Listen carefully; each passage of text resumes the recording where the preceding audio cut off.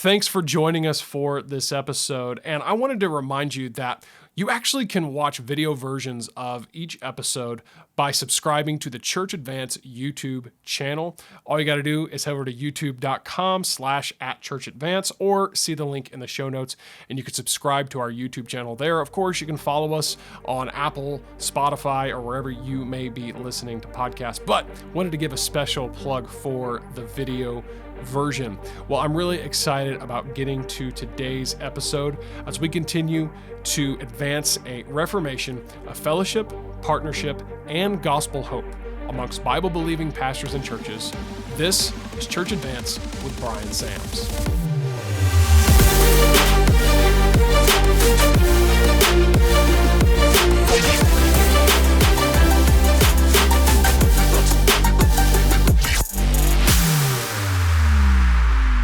The next thing is that this, number 5, this is your church's best source of growth and retention.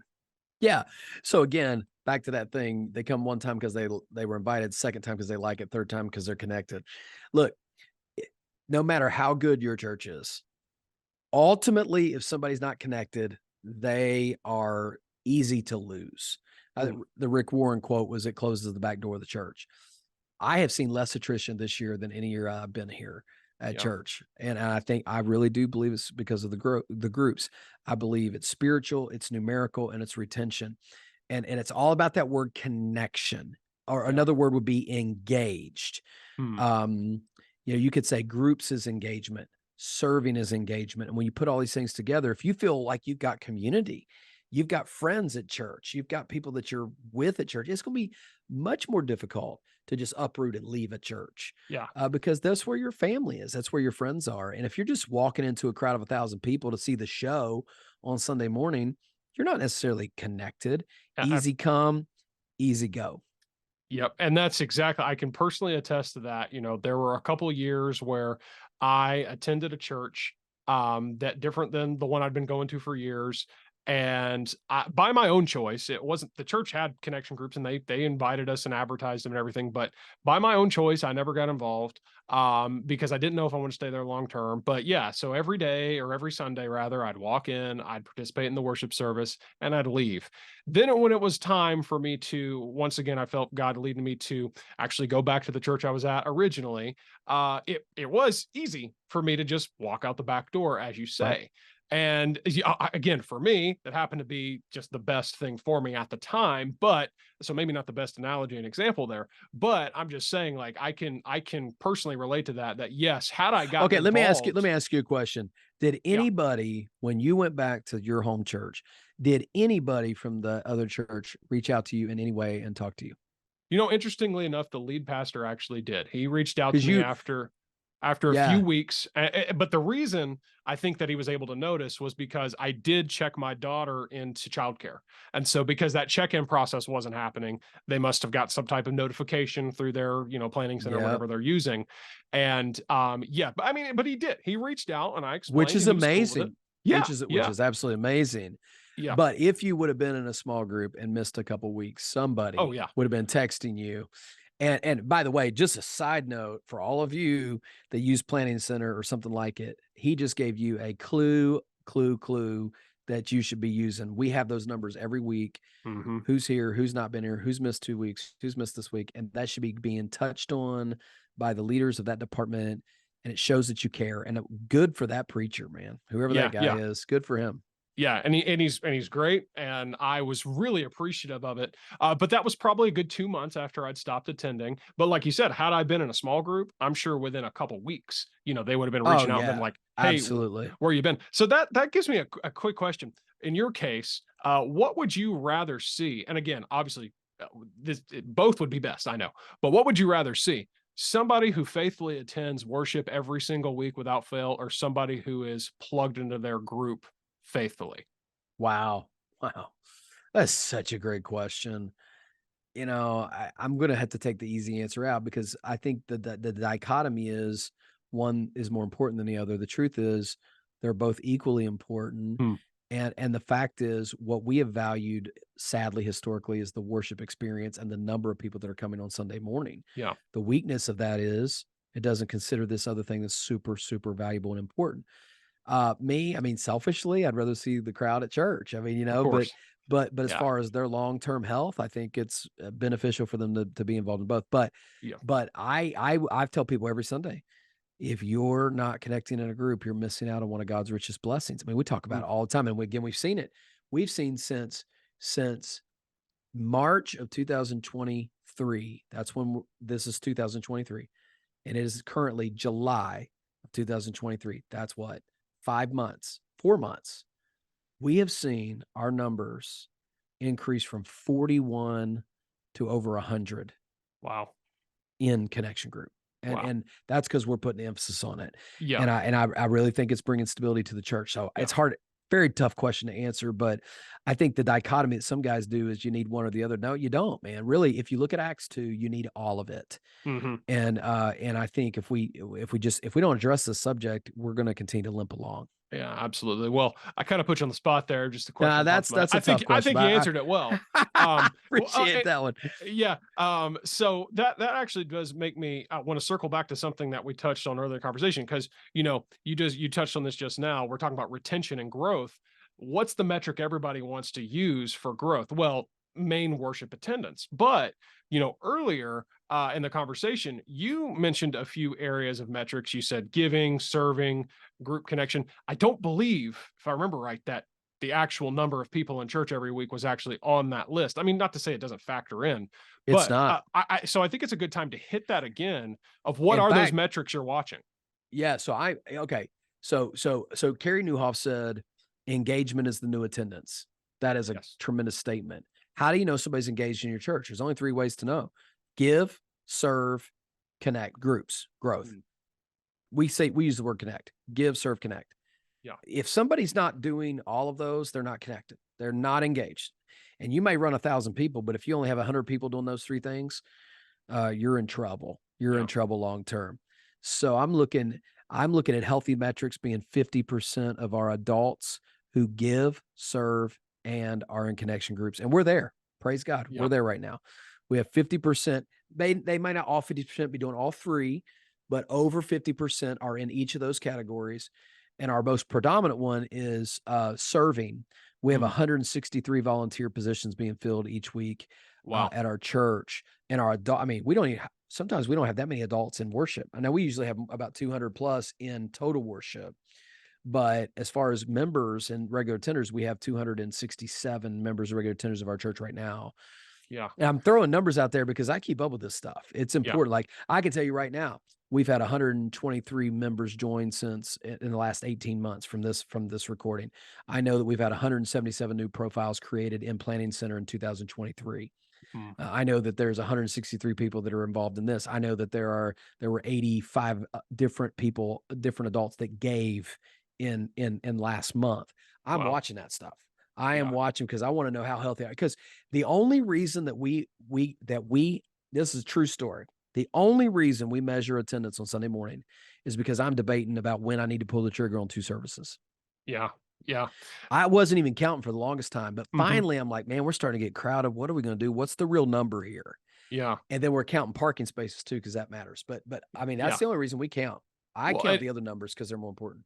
yeah, I mean, yeah, exactly. It's not that you don't want, because yeah, there are reasons you would want to know your total attendance, your parking spaces, things like that, obviously. But the emphasis that you have, as those other things, the growing, the serving, the connecting, and it sounds to me, because you have made that the church there the focus, you're getting the numeric growth as well. Oh Um, my, yes. and so there's just that value to saying this is what matters, like that Carrie Newhoff quote, engagement, that's really what matters there. And I think that kind of ties into to some extent this sixth point of this section of the conversation, which is that these groups, that's your church's best opportunity to develop leaders. Oh, this is my favorite part of it. Okay. Listen to this again from Larry Osborne. Small groups meet in widely dispersed settings. This makes it impossible for a pastor or staff member to carry out all the pastoral duties or functions. As a result, small group leaders inevitably step up Mm, and assume roles of spiritual leadership that they have otherwise deferred to the pastoral staff. You ever yeah. heard that statement, staff run church, staff ruin church? Most of the churches I've been in before my own were staff run. Mine in the early days were staff run, and I Mhm. regret that.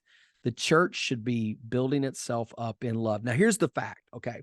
Before I switched to connection group model, okay, in a church like mine, how many real high impact ministry life on life roles are there? So a person comes to your church and they want to get involved. How do I get involved? What are you going to say? We need nursery workers, we need children's crowd control, and we need greeters. Yeah. Okay, but what about these high impact people that are ready to use their teaching gifts, their serving gifts, whatever? Think about enabling more people to teach, more people to lead groups. You are limiting yourself. I mean, truth is, in our church before I switched this, there were only a few upfront teaching roles, like 3 Hmm. besides me, Yeah. and a handful of worship people. I mean, everybody that thinks they can lead worship can't lead worship, and everybody that thinks they can sing can't sing. Yeah, that's true. So after that, everybody is pretty much a supporting cast. The problem with that is not everybody that's in a supporting cast in your church should be in a supporting cast at your church, Hmm. because they've been gifted to teach the word of God and to lead people and that sort of thing. And if you're not opening up opportunities for people to do this, you're stifling their growth. And I Yeah. mean, I've got a lineup now. My goodness, I've got a lineup right now of guys that need to be plugged in these roles. And so we're going to be expanding groups. Yeah. Teach people, teach the word, Yeah. teach the word, teach the word. So that's kind of where I'm at with that. Yeah, well, and we touched on this again earlier in the conversation. This idea of discipleship is not necessarily a curriculum or a program. Not to say there's anything wrong with that, but I've heard it said before when it comes to leadership development or discipleship, whatever you want to call it. Leadership development may be more broadly applied to maybe things outside of the church as well. You don't necessarily need a program or a pipeline, you just need constant development, just constant Mm. development of leaders, constant development of disciples. And everybody needs to be getting better. Everybody needs to be Right. growing. Everybody needs to be learning more. And just the idea, though, that this is because think about this, churches, I've seen this, churches talk about the assimilation process. And it's not to say that that doesn't need to be a thing, but, I've seen church assimilation processes that are, they feel like they're like, 13, 14 steps long. And, at somewhere down bottom of the list, number 7 or 8, 9 is something about getting involved with a class or a group or something like that. And to me, based on what we're talking about here and other conversations I had, it's like, I feel like your first step is more or less like, let's get you in a group. Oh, Um, listen, man. Listen, in our new members class, on the we give a handout where they can take notes, ask questions. On the back of it, there's 3 QR codes: give, serve, connect. And mm, there are links to sign up for giving, serving. And I tell people literally in the new members class, if you are not ready to give and you are not ready to serve and you are not ready to be a part of a group, you're not ready to join this church.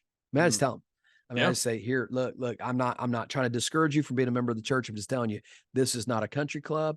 This is not a bystander opportunity. This is let's get in this and be a family, and this is the way you do it. yeah. So it's on the front steps at our church. Yeah, well, and then again, I can hear again playing the kind of naysayer role here, the critic role. I can hear people saying that, well, you know what, I didn't hear in that. I didn't hear anything about salvation and baptism. And so to me, I'm like, well, that's kind of understood, isn't it? But some would say that all of that has to precede it. You have to get it confirmed and all of that stuff. I don't know. I'm just curious how Well, you my guys kind of goodness, it's handle the that. first thing I say in the new members class. Hey guys, just so you know, biblically, the only expectation for church membership is baptism and statement of faith. Yeah. And I'm assuming that you're here because you've done that. Now, this is the interesting thing. In that conversation one time, a lady named Liz, and that I'm literally staring at the chair she was sitting in. Hmm. Liz said, in front of 8 other people in the new members class, she raised her hand and said, "Pastor, I'm Catholic. Is that okay?" And I said, "Liz, that's a great question. The truth is, religion is not the question. Can we meet this week and talk about your question?" "Oh, sure, Pastor, no problem." She came to this office on Tuesday, and I led her to Christ, Wow. baptized her next Sunday, and they're faithful members of our church. to this day, and her husband could not have been more thrilled. He was already a Christian, and yeah, so I'm addressing that question, of course. Um, that I'm just saying beyond, I mean, I could talk about all the other stuff I talk about in new members class. I'm saying at the end of the class, I am saying to all of you saved and baptized people, if you're not ready to do these things, you're not ready to be a member of the Yeah. church. Yeah. So Gotcha. yeah, I mean, there's a whole lot of other stuff I talk about. I talk about what is a church, what is leadership, why should you join a church, all those, what are the requirements, all that stuff is covered in the class. But the point is, um, we're not putting join groups and start serving and giving 10 steps down on the discipleship journey. Yeah. This is what disciples do. Yeah. And I think, are we trying to build a crowd, or are we trying to build disciples? And I think if you do the second, you will build a crowd, Hmm. because you will then enter the multiplication phase. Instead of Yes. the addition, you'll enter the multiplication. And all of a sudden, man, we got people bringing people to church like crazy, and the church is filling up, and people are getting saved. And truth is, most of it's not coming from me. That's coming from the disciples of the church. Yeah, absolutely. So we've looked at the benefits here, or kind of, or rather, yeah, benefits, but also kind of your philosophy and why you took this approach. We're going to move into, the three types here next that you guys are doing. Any kind of closing thoughts though on this philosophy kind of section No, of the conversation? I think we covered it well. And when I move into the three types of groups, one of them is connection groups. I'm not really even spend any more time on that. But there are Mhm. two other um teaching fellowship related opportunities. So they all start with a three, with a C. So there's connection groups. Connection groups are what we have been talking about, and we have Mhm. those. The second kind of what we would call core groups, and core groups are curriculum based teaching. It might Mm. be a group of two people, but it also might be one of our 10-week slots where we're just offering something like First Steps for New Christians. I've got a course I'm developing called Through the Bible in 10 Weeks. Mm. How to learning the whole scope of the Bible, what the Bible's basically about in 10 weeks. Basic theology is another one, and something like finding your place in a church. So those would be more like topic based that you could offer from time to time, that we are going to be offering through the course of this year. So you got core classes, those are like curriculum. You've got connection groups, that is like what we've been talking about. And then the final group is what I call commission groups. Mm. This would be things like interns, pastoral interns, residency, pastoral residents, church revitalization or launch teams. This is like a mission team that you're going to organize. These are groups that you are focused on them being sent out of the church for the purpose of multiplying other churches. So I have all three of those things actively going to my church, but for the purpose of this conversation, it's connection groups that are what we're talking about. But guys, you got to have all these other things too. You've got Oh to yeah. you got to be training people. You've got to be planning to send people. We sent 12 people. In fact, I just had another lady decide she was going to go over to Mayport this week after she filled in on the piano over there last week when Aaron was Oh gone. yeah. Yeah. Praise the Lord, man. You know what I said? Praise God, man. Let's Yeah. go. I Awesome. sent somebody else to serve God. I'm happy about that. And so I want to be training people. I've got pastoral interns. I got people that are pastors that are burnt out and that are in between ministries. They're here. They're a group that I'm ministering to. I call those commission groups. I'm working toward getting people back into the Lord's work, or getting people into the Lord's work for the first time. Yeah, so these are, like we said, kind of goes back to what we said earlier. Everything is a group. Everything your church is doing outside of really the main worship is really in one way or another, most likely technically a group. And you've really embraced that and gone through and to kind of categorize these groups there. So Yeah. that's great. Let me kind of, I think we're rounding out this conversation, kind of putting on the finishing touches, as you will. Maybe we've already touched on it, or you've answered this question one way or another, but I am curious if there's someone out there, a pastor, church leader, who is saying, we've been doing it maybe through the Sunday school class model, or maybe we're not really organizing at all. What's a recommended for you, just practical first step to start putting people in a direction to optimizing and making the most of the groups at their church? Yeah, I would say, man, start with, yeah, okay, let's say you're kind of keeping a Sunday school model. You're going to keep more of a monologue model. That's okay. Okay, turn start some care ministry through it. Hmm. Like use it to say, get your leaders, your teachers together and say, guys, I'm counting on you to be the first line of defense for caring for the people in your group. Yeah. That's a good way to do it. Some people have been doing that for years. I would say the care aspect of it would probably be step number one. Yeah. And then I would say, don't try to encourage. Secondly, I'd say, don't try to encourage your church, your groups to build the biggest Sunday school class in the world. I mean, Yeah. I was in a Sunday school class at Lancaster Baptist Church at 150 people. Yeah. Okay, like that's not a Sunday school class. That's That's a a mid-sized church. church. Yeah. Yeah. You can't do all this stuff in a church in a group like that. So what do? Have a focus to develop more leaders and break those classes down and offer Yeah. new opportunities. So I think those are two things I'd do immediately to try to get the culture going in the right direction. Yeah, yeah. Well, this has been a really helpful conversation. At this point, we're probably multiple episodes in, and so always good to chat about that. Well, Bryan, any closing thoughts, feedback, No, I anything think like it's that? been one of the best and healthiest things that we've done in our church, and I'm experiencing the fruit of it. And if you can, obviously, just like any other episode, if I Yeah. can help you, you want to talk more about it, feel free to reach out. Sorry, I thought of one more thing, Yeah. because this is the me techie guy over here. This is how I think. What are your thoughts? Maybe we don't need to go super far down this rabbit trail, but it just came to me. What are your thoughts about the idea of a digital connection group that meets, maybe over Zoom or something in that I think it's capacity? absolutely fantastic. I heard a story recently. I can't remember what the context was. It was a COVID thing. This was a COVID conversation, Yeah, but that somebody was the name of the said, game back then. we struggled with a prayer meeting. Hmm. We couldn't get people to come to prayer meeting. All of a sudden, COVID hit. We moved our prayer meeting to Zoom. They had 100 people at a prayer meeting. Wow. Well, praise the Lord. What's wrong with that? Me and you are Yeah, fellowshipping right now.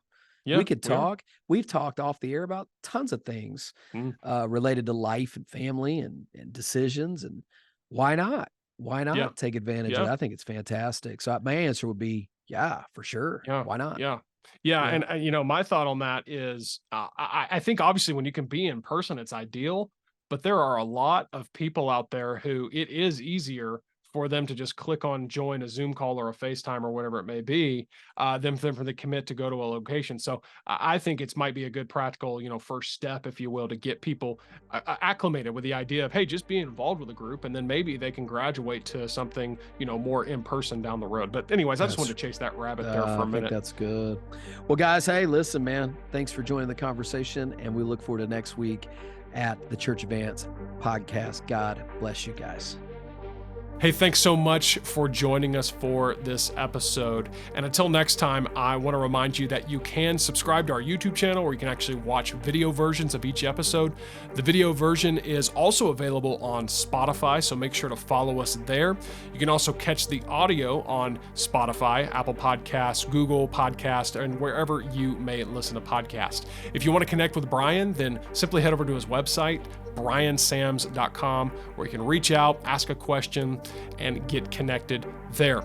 The podcast is hosted by Bryan Sams. It's co-hosted and produced by myself, Luke Clayton, and the team at mustincrease.com.